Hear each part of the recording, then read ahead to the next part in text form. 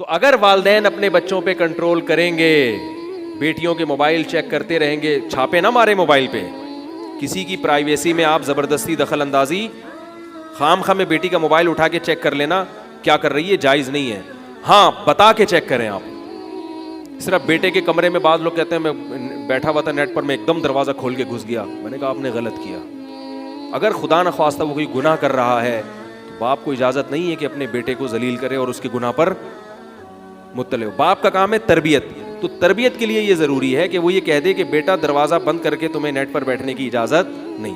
یہ کر سکتا ہے. اور اگر تم نے بند کیا تو پہلے بتا دے کہ میں کسی بھی وقت دروازہ کھول کے اچانک آ سکتا ہوں. تو کسی کو خام خواہ میں کسی کے گناہ پہ زبردستی تجسس کر کے مطلع ہونا یہ بالکل حرام ہے. آج لوگ اس کا خیال نہیں کرتے، تجسس کرتے ہیں کدھر جا رہا ہے، کہاں جا رہا ہے، میں دیکھوں یار کدھر جا رہا ہے. غلط ہے. کیونکہ یاد رکھو کسی کے گناہ پہ مطلع ہونے کی کوشش کرو گے تو پھر تمہاری خیر نہیں ہے.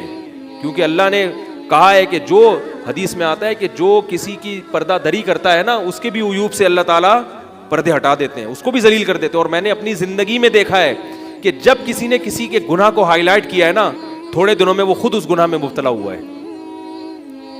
اس لیے بہت خطرناک معاملہ ہے. کسی کو بھی گناہ کرتے ہوئے دیکھو پردہ ڈالو، چاہے وہ کتنی بڑی شخصیت ہو، کتنا بڑا بزرگ ہو.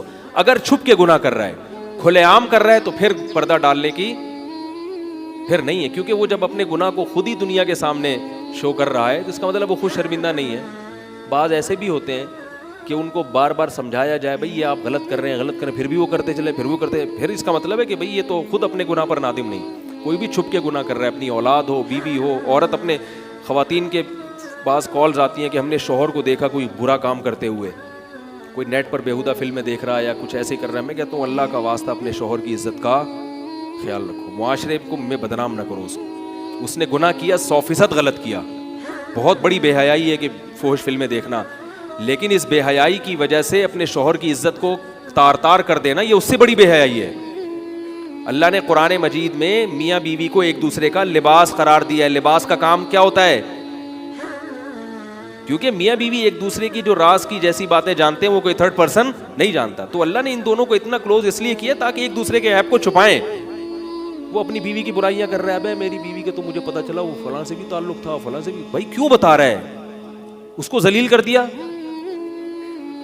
اسی طرح شوہر کو اگر کسی برائی میں دیکھا ہے تو عورت اس کو چھپا دے. بہت ہی کسی خیر خواہ سے مشورہ لے تو یہ نہ بتائے. میں کبھی کوئی خاتون کہہ رہی ہوتی ہے نا کہ میرے شوہر نے ایسا، میں اس خاتون سے کبھی بھی نہیں پوچھتا آپ کا نام کیا ہے، آپ کون ہے. کیوں؟ اس لیے کہ ایسا نہ ہو کہ مجھے اس کے شوہر کا پتہ چل جائے. کیونکہ بعض خواتین بتا رہی ہے وہ شوہر آپ کے بیان میں آتے ہیں، بس میں کہتا ہوں مجھے ڈیٹیل بتانے کی ضرورت نہیں ہے. کیونکہ ایسا نہ ہو میں پہنچ جاؤں وہاں تک تو میرے دل میں اس کی عقیدت ختم ہو جائے گی کہ بھئی اس کی بیوی نے تو یہ بتایا.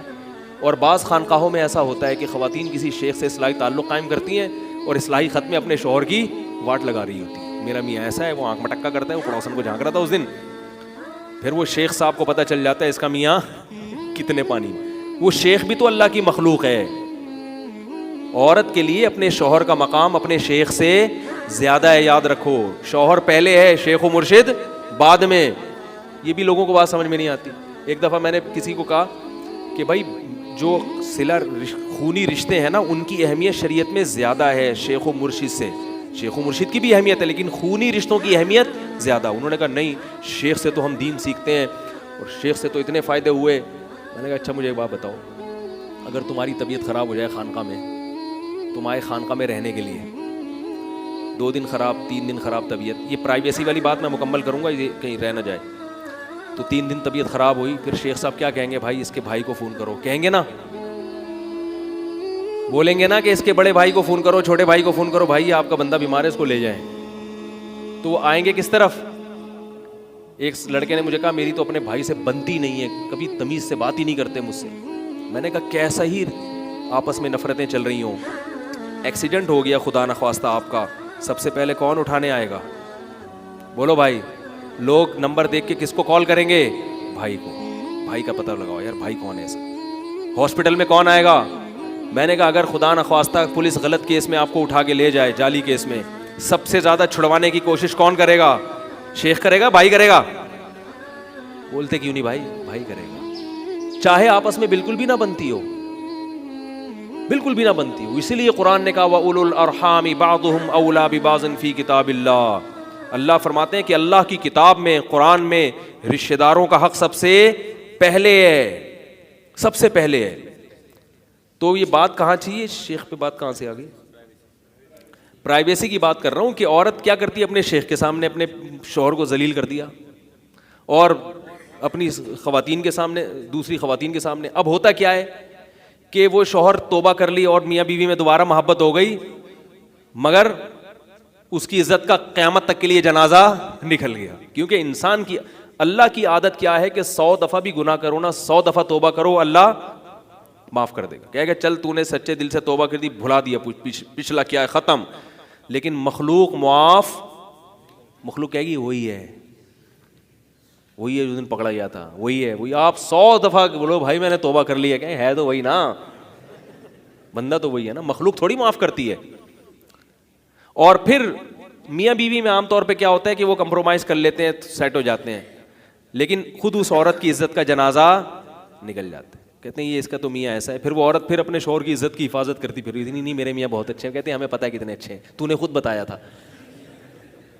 پھر یہ بات جب بچوں کو پتہ چلتی ہے کہ میرا باپ ایسے تھا, بچے پھر سیدھے راستے پہ نہیں چلتے. تو گھروں کے راز عورتیں فاش کر دیتی ہیں, یہ بہت بڑا جرم ہے. تو اگر شوہر کو کسی برائی میں دیکھو, زنا کر رہا ہے یا خدا نخواستہ لڑکیوں سے غلط دوستیاں لگائی ہوئی ہیں, کسی خیر خواہ کو فون کرو, یہ نہ بتاؤ کہ میں کون بات کر رہی ہوں. کسی مفتی صاحب کو فون کر رہی ہوں اگر مشورے کے لیے, بعض پریشان ہوتی ہیں, تو اگر مجھے بھی فون کر رہی ہیں بھائی مجھے اپنا تعارف نہ کروائیں, بلکہ یوں بتائیں کہ بھائی مفتی صاحب ایک مجھے یہ مسئلہ بتائیے کہ ایک خاتون نے, یا یوں کہہ دیں کہ مجھ سے کسی نے پوچھا ہے, کسی خاتون نے, تو وہ خاتون یہ خود ہی ہیں جو اپنے آپ سے پوچھ رہی ہیں, تو جھوٹ بھی نہیں ہے, یہ توریہ ہے نا. مفتی صاحب کسی خاتون نے مجھ سے پوچھا ہے کہ انہوں نے اپنے شوہر کو اس حالت میں دیکھا اور کئی بار دیکھا ہے, تو اب آپ بتائیں کیا کرنا چاہیے. تو پھر موسیٰ بتا دیں گے, آپ اپنی اس خاتون کو, اپنی فرینڈ کو یہ بتا دیں کہ یہ کرنا چاہیے, اس کنڈی چوڑے میں کیا کرنا چاہیے, وہ تو ہر ایک کے الگ حالات ہے نا.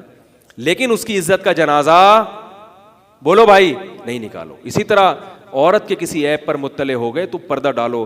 حضرت معاذ رضی اللہ تعالیٰ عنہ نے اپنی بیوی کو صریح زنا کرتے ہوئے دیکھا تھا.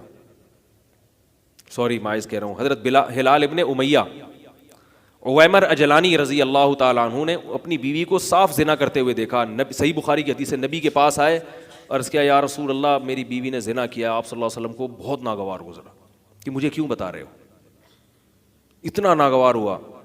علامہ نووی نے لکھا ہے اس پر کہ اس لیے نبی کو ناگوار گزرا کہ اگر دیکھا ہے تم نے تو طلاق دے دو اس کو, یا تو برداشت کرو اگر وہ توبہ کر لیتی, اگر نہیں سمجھ میں آ رہی تو چپکے سے طلاق دے دو. پبلک میں بتانے کی کیا ضرورت ہے,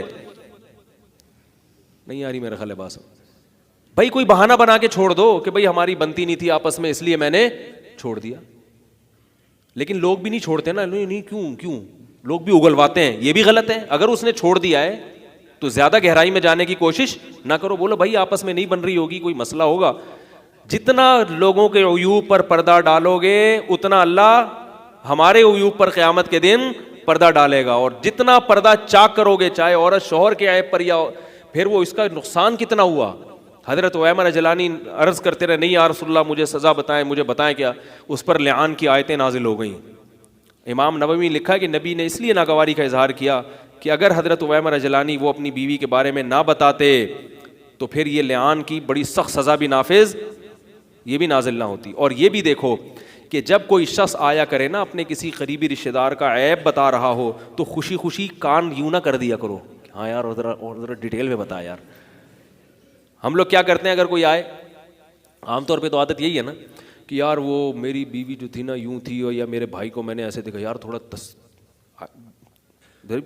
کونے میں چل کے بیٹھتے ہیں, ذرا تسلی سے بتاؤ کیا ہوا. کیونکہ کسی کے عیب پر مطلع ہو رہے ہیں نا تو مزہ آنا شروع ہو جاتا ہے. یہ مزہ آنا اس کی علامت ہے کہ دل میں کیا ہے, فساد. جبکہ ہمارے نبی نے جب سنا تو آپ صلی اللہ علیہ وسلم کو مزہ نہیں آیا بلکہ ناگواری گزری کہ بھائی مجھے کیوں بتا رہے ہو. اور آپ صلی اللہ علیہ وسلم اس کو بھی ناپسند کرتے تھے کہ میری مجلس میں آ کے کسی کا عیب بیان کرو. فرمایا میں چاہتا ہوں کہ تم سب سے صاف دل کے ساتھ ملو. اور یہ بات یاد رکھو کہ جیسے کسی عامی شخص کا عیب کھولنا یہ گناہ ہے, تو علماء کے عیب سے پردہ اٹھانا اور بڑا گناہ ہے, کیونکہ اس سے عوام کے ایمان بالکل متزلزل ہو جاتا ہے. ہاں کھلے عام اگر کر رہا ہے, پھر ایک الگ بات ہے, پھر تو بتانا چاہیے, کیونکہ اگر کوئی کھلے عام کر رہا ہے نا تو پھر تو لوگ اس کے عمل کو دیکھ کے گمراہ ہوں گے, وہ ایک الگ چیز ہے. تو کہاں سے کہاں بات چلے گی, تو میں آخر بات بس کر کے ختم کر رہا ہوں کہ دیکھو والدین اپنی اولاد پہ کیا کریں. ہاں پرائیویسی کی بات کر رہا تھا کہ میاں بیوی ایک دوسرے کا موبائل نہیں دیکھ سکتے, اگر نگرانی کرنی ہے تو پہلے بتا دیں تاکہ وہ پہلے سے ڈیلیٹ کر کے رکھے. اس کی اتنی تاکید ہے, رسول اللہ صلی اللہ علیہ وسلم نے فرمایا جب سفر سے واپس آؤ تو آپ صلی اللہ علیہ وسلم کی سنت تھی کہ مدینہ شہر کے کنارے پہ پہنچ کے قافلے کو روک دیتے تھے اور کسی کو خبر دینے کے لیے بھیجتے تھے کہ گھروں میں خبر دے دو کہ ہم لوگ آ گئے ہیں. کتنا زیادہ کہ ایسا نہ وہ اچانک ہم داخل ہوں اور کسی ایسی چیز پر مطلع ہو جائیں جو ہم دیکھنا نہیں چاہتے. بھائی صاف ستھرا ذہن رکھے, کون ہے جس سے غلطیاں نہیں ہوتی بھائی, کون اتنا نیٹ کلین ہے. لیکن عیبوں پہ مطلع ہو کے کیا ہوگا معاشرے میں بڑا جس کی غلطی پر ایک دفعہ آپ مطلع ہو گئے نا, وہ کہتا ہے اب عزت کا جنازہ تو نکل ہی گیا. پہلے تو وہ چھپ کے کر رہا تھا اور ڈرتے ڈرتے کر رہا تھا, لوگوں کو پتہ نہ چلے, توبہ کا امکان زیادہ تھا. جب آپ نے بتا دیا اور ثابت کر دیا کہ بندہ ایسا ہے, کہتا ہے اب عزت کا تو جنازہ نکل ہی گیا ہے, اب تو میں 100 دفعہ بھی توبہ کروں گا پبلک تو نہیں مانے گی. تو شیطان اس کو پھر گناہ کا اور موقع دے دیتا ہے. ہم ایسے لوگوں کو جانتے ہیں چھپ کے گناہ کرتے تھے, آہستہ آہستہ کیا ہو گیا, چھوڑ دیا انہوں نے. لیکن مجھے پتا ہے کہ اگر ان کے گناہ کا راز فاش ہو جاتا تو وہ نہیں چھوڑتے. تو اس لیے باپ بیٹی ہو یا بیٹا ہو, باپ کے لیے جائز نہیں ہے کہ اس کے راز کو فاش کرے, لوگوں کے سامنے گن گاتا پھرے کہ میرے بیٹا بھاگ گیا گھر سے, فلانی لڑکی, میری بیٹی بھاگ گئی, میری لڑکی کا اس سے تعلق. یہ بہت خطرناک ہے یہ چیزیں. اپنی عزت اپنے ہاتھ میں ہوتی ہے انسان کے.